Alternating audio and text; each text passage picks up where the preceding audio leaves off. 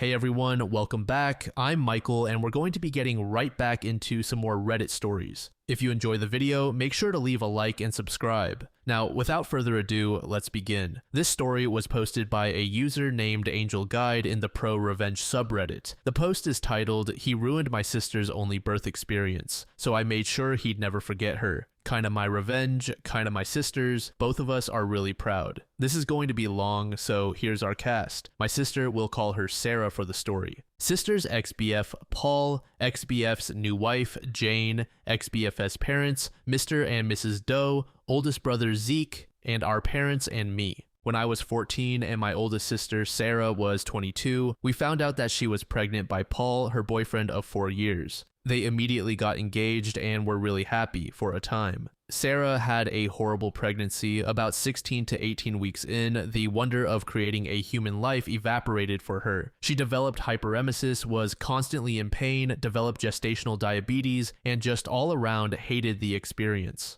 Around this time, Paul, her then fiancé, started getting sick of the complaining. I believe the argument was, your body is built to do this. It can't be that bad. Sarah was due around Valentine's Day, and Paul's parents, Mr. and Mrs. Doe, were very excited, both about the grandkid and the fact that he could be born on a holiday. She was very much against that and really hoped her son wouldn't be born on a holiday, even one as small as Valentine's Day, because it might make him feel that his day isn't really about him. Well, Mrs. Doe suggested something like, well, if you name him Valentine or Valentino, then that'll make the day even more special for him. Again, Sarah hated the idea. She thought it was tacky, feared he'd be bullied for it, and just really didn't like the name Valentino. Paul loved it, but agreed to go with a more average name like Daniel or Jared. Fast forward to February. She was ready to get this over with. Sarah had officially been put on bed rest because while standing or walking, her blood pressure took unexpected spikes and dips. I look back now and goodness do I feel bad for her. She was doing her best to avoid giving birth on Valentine's Day because she didn't want him born on a holiday. Unfortunately, births happen when they happen, and that baby was going to come on Valentine's Day whether she wanted him to or not. I remember waiting in the waiting room with my dad, brothers, and Paul, who couldn't stand to be in the delivery room because it was gross. I was so mad that he could have gone in but wouldn't because he thought my sister was gross while giving birth. Whereas I had to stay outside because I was too young to go in with my mom and other sister.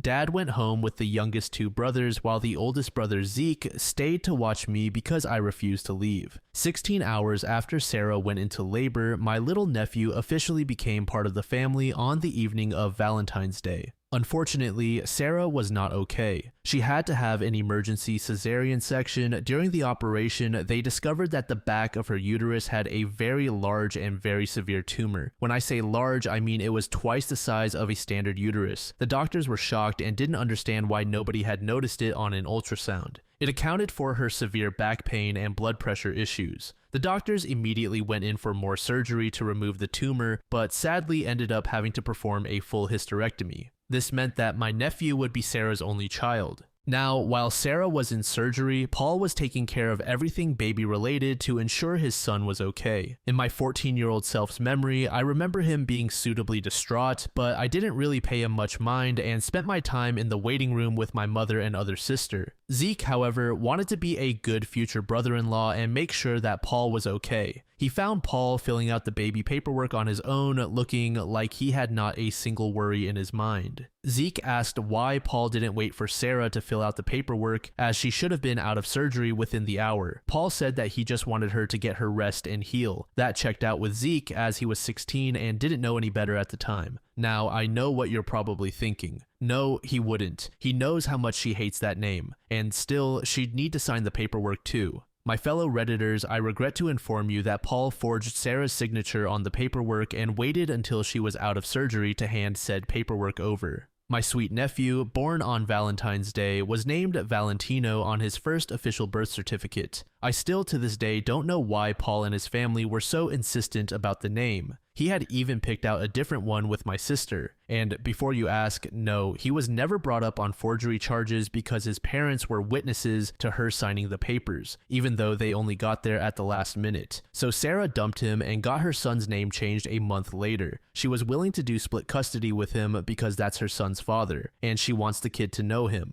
However, Paul vanished and she never heard anything back, which seemed weirdly out of character to us, until a mutual friend on Facebook was tagged in his wedding pictures 6 months later. Paul had apparently started cheating on her not long after she got pregnant. Sarah was livid but couldn't do much, so she filed for child support and continued to live her best life, until 6 years later. This is where the revenge starts, my friends. Sarah had been a single mother for the past 6 years and was amazing at it. At this point in my career, I'd been a hairdresser for about 8 months at our local Great Clips. I was working one day when Jane, Paul's wife herself, was seated before me. I took her back for a trim and she clearly had no idea who I was. That adds up because a mutual friend who still keeps in contact with Paul said that Jane doesn't know a thing. She has no idea about Sarah, that she was the other woman, or that Paul actually has a kid that he's been paying child support for. She's in the dark on it all. I told myself not to be an ass and treat her like a normal customer, which I did.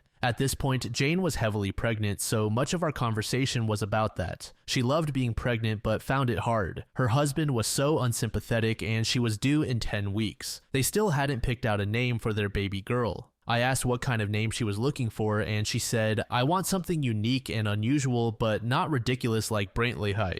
Paul had suggested many names, but she didn't like any of them. So I, the conniving little weasel I am, said, "What about Sarah?" My sister's name isn't actually Sarah. She was named after an older family member who passed not long after she was born. There was no female equivalent for his name, so our parents created one. It's a beautiful name and exactly what Jane was looking for. She loved it, she stuck by it, and I found out by stalking her Facebook months later that she had put her foot down, and that was their daughter's name. Now Paul has a daughter with his ex's name to remind him every day about her. Little nephew is 10 years old now with a new name and no contact with his biological father, though we do still sometimes call him Val as a family nickname. He likes it but doesn't want to bring it to school, so it's staying a family nickname. Sarah pretends to hate when we call him that in a joking way. As long as he likes it, she doesn't have a problem with it. And she's seeing a new guy who's really great and like a father to Val. User Green Demon said, "Same thing happened to me. My biological father named me after his dad while my mom was passed out after the birth, forged signature and all. Unfortunately, she didn't divorce him right there. She waited until I was 6 to do that.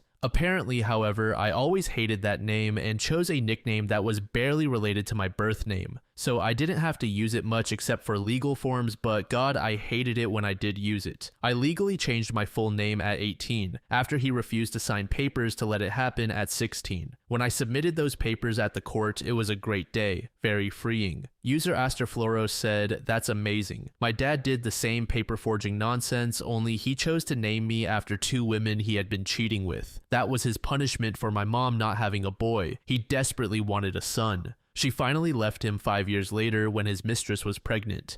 They had a son, he got to name him the boy name he had wanted to give me, and then they put him up for adoption not long after. He later went on to name his next daughter the cultural or family name that was meant for me. She's not even part of that culture. There's no real happy ending there, unfortunately." This next post was made in the AITAH subreddit by a user named Clear Equivalent. The post is titled, "Would I be the AH if I confronted and told the truth of my mom for cheating and disappearing for a year?" Around 3 years ago, I woke up from a nap and went into my dad's office just to see what he was doing. I was next to him when I looked down at his desk and saw a divorce paper. I was, of course, confused and broke down. My dad had the idea of going to church to talk about it, but he didn't want to tell my mom because that would make things messy, and we both weren't ready. So we told her we were going to get a snack. Once we were at the church, we had a talk, and I asked many questions like why. He asked, "You know how mom hasn't been around for a while?" I replied yes, and he told me some excuse for why she was out for such a long time, though I don't really remember what he said. Maybe a day or two later, we were in the car, and I asked him if mom was cheating because I was confused about why she would file for divorce for no reason. He said yes. He also told me how he hired a private investigator to see what my mom was doing while she was away. It turned out she was with her new boyfriend, whom we'll call Brian.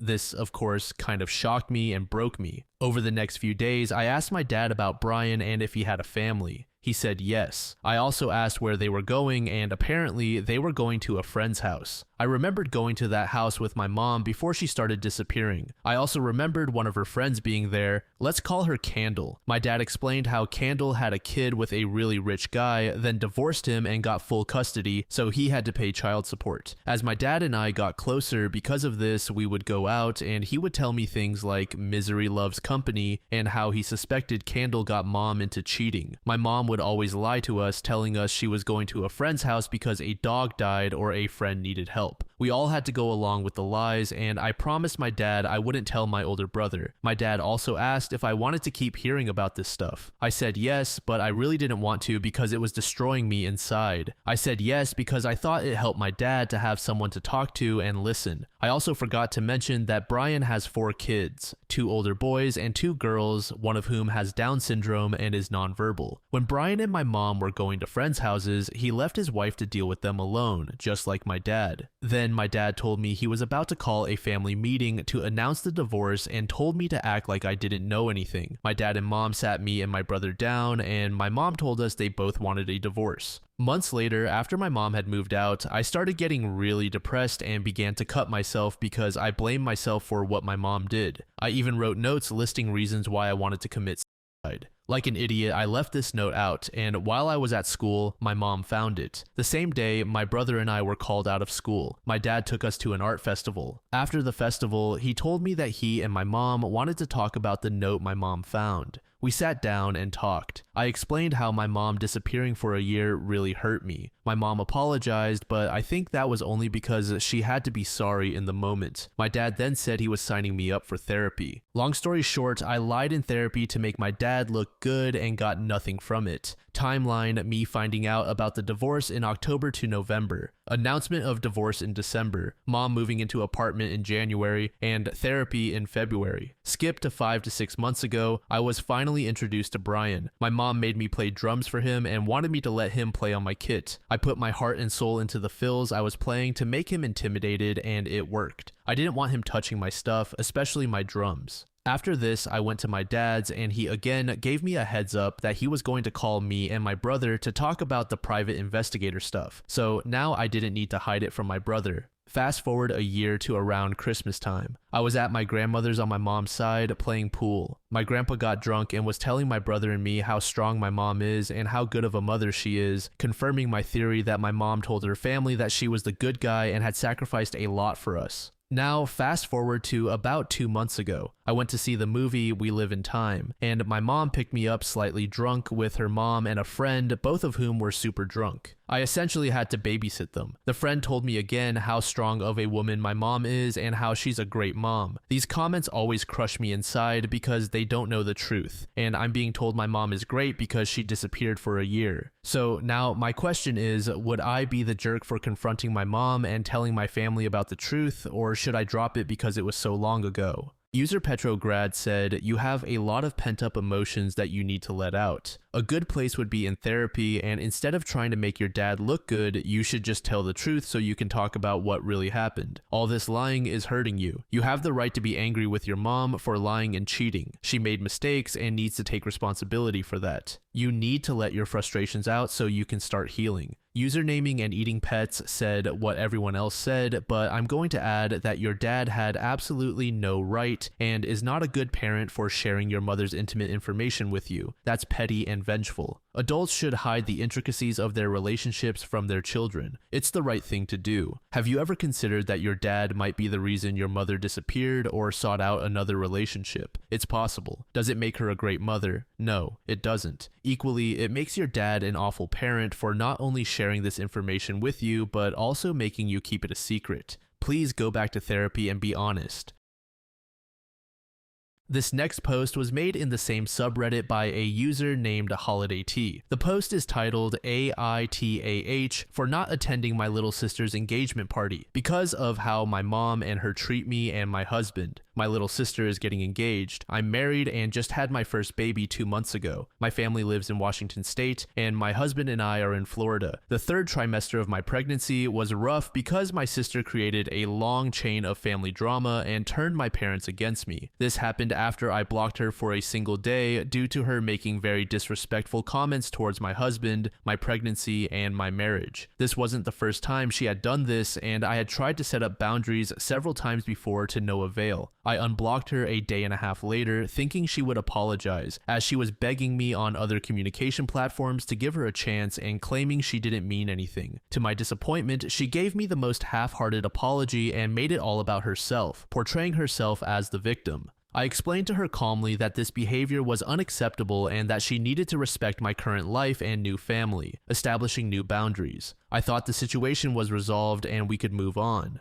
A month later, I discovered she had been discussing this situation with our family, making them sympathize with her and portraying me as a horrible sibling for blocking her. They were also comparing my husband unfavorably to my sister's soon-to-be fiancé, particularly in financial terms. When I tried to explain my perspective, no one listened. Confronting her only made things worse. I attempted to mediate again and reached an okay, though not great point. My dad later confessed that he and my sister had been criticizing my husband and me for nearly a year, primarily because he didn't like my husband. He now regrets this and recognizes the merit in my relationship. Interestingly, when he began speaking positively about us, my sister became upset and accused him of empathizing with us. When I delivered my baby, my mom flew from Washington to Florida to help during my postpartum period. Initially, I was excited and appreciative as we have no local family or community due to frequent moves. However, her attitude shocked me. She was cold and rude to me, my husband, and even her first grandchild. Her behavior included insisting I change my son's name because she hates it, dismissing my husband, showing no concern for my difficult labor and emergency procedures, telling me not to hold my crying baby too much to avoid spoiling him, being unhelpful, and sleeping during her stay. In one particularly distressing incident, my husband found our baby out of his swaddle, cold and squirming, while my mom sat nearby looking at her phone. When I confronted her, she became defensive. She left the next day after I asked her not to smoke near the baby. Her response that I should have warned her beforehand deeply hurt me. Being less than 3 days postpartum, I broke down crying multiple times. Despite her treatment, I desperately wanted her around. My first few weeks of motherhood were challenging. I was eating and sleeping poorly, feeling overwhelmed as a new mom, and my husband had to return to work immediately. Fast forward to the present, we're moving to a new state up north in a couple of weeks, but my sister and mom expect me to show up for her engagement party a week after I move and bring my baby with me. I politely implied that it might be difficult, but my mom seems insistent and even told me, "Your sister doesn't have any other sibling but you." That's when I snapped and told her that she didn't show up in my life when it mattered too, and that she hurt me. It's not like I have any other siblings. She replied that my sister is still young and doesn't know any better. Mind you, I'm only 2 years older. I'm honestly shocked at the entitlement coming from them after how they both treated me during my pregnancy and postpartum, as well as my husband and child. Despite that, deep in my heart, I want to be there for my sister during this important moment in her life. Am I the asshole for not wanting to go to her engagement party? Edit. Some people are confused as to why my family doesn't like my husband. He is a doctor from another country who came to the US on his own to try to practice medicine here. It's a long pathway for him, and I think they see him as a failure for not succeeding already. He's only been here for 4 years and is doing his best. This pathway requires a lot of money, time, and effort. I'm very proud of him for his accomplishments. They judge us for living in apartments and moving all the time for his research jobs and rotations. They expected him to be rich or get rich quickly due to his background because it's an expectation in my culture to marry into money. But I couldn't care less about that. I married him for him. I don't care what career he has as long as he's satisfied and happy. He also makes enough for me to stay home with our baby and encouraged me to go back to school, so I'm very appreciative of his support. My mom also paid for most of our wedding, which was forced upon us by her. My husband and I couldn't afford it at that time, and I tried to explain that we just wanted a simple party, but she refused, saying that I'm her first daughter to get married and that it's necessary. We ended up caving to keep her satisfied. She has used that against my husband a few times, even though he promised to pay her back when he can. I think that's crazy, and I've brought this up with her, that it's not fair, but she doesn't seem to care. She has compared him to my sister's fiance, who is more well off, claiming that he told her he would buy a house and provide a good dowry when they move in together. I seriously wish the best for my sister, but I just don't understand the comparisons they're making. I'm very happy in my relationship and my husband is a great person, period. User Proud Salt said, "No, you're not. Your mother must have forgotten what it was like to deliver a baby. You would have no business traveling that early with such a young baby. It is neither safe nor smart. Just say no. Practice in front of a mirror if you need to. Neither your mother nor your sister is healthy for you. Let them live their own self-absorbed lives while you try to relax and start enjoying the little miracle you have." User Zon said, "Your sister is being an asshole to you because your parents are teaching her how to treat you by example. I'm sorry you didn't get the loving family you wanted, but these people sound incredibly toxic. Protect your newborn and yourself, and consider minimizing or cutting them out of your life. Expect demands for money as soon as your husband achieves his success. NTA."